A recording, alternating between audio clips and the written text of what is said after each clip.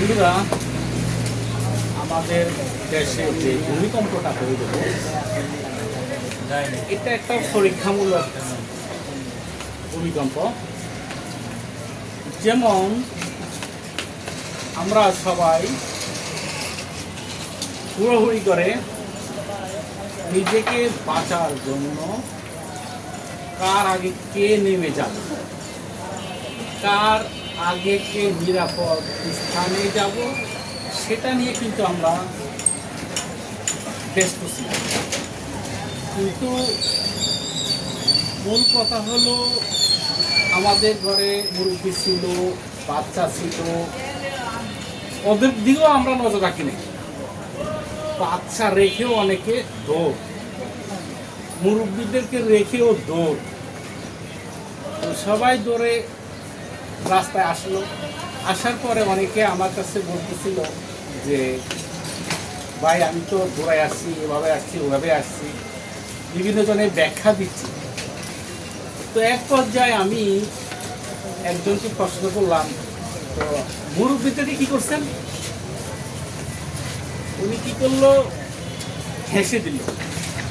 হেসে আমাকে বললো যান বাঁচানো খরচ, নিজে আগে পাচ্ছি।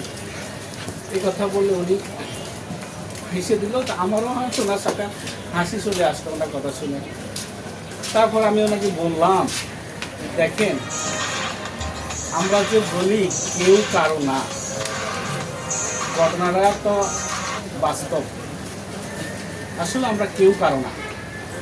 দুনিয়াতে আমরা ওকে অনেক ভালোবাসি, ওকে অনেক ভালোবাসি, কত কিছু বলি, আমরা গল্প শোনাই আর কি, আশার বাণী যাকে বলে। কিন্তু আশার বাণী কাউকে শোনানো ঠিক না। যাই হোক, সে কথা নাই গেলাম। যেটা বলতেছিলাম যে কেউ কারো না, এইটার জন্য যে ভূমিকম্পটা হলো, সেটা একটা প্রমাণ। আপনারা ভূমিকম্পের যে ভিডিও ফুটেজগুলো আছে, এগুলো আপনি লক্ষ্য করবেন, কে কার আগে দৌড়াচ্ছে, কে কার আগে দৌড়ে যাবে। বাচ্চা রেখেও দেখছি দৌড় মারছে। অতএব আমরা সবাই ইসলামের পথে আসি, সোজা পথে চলি।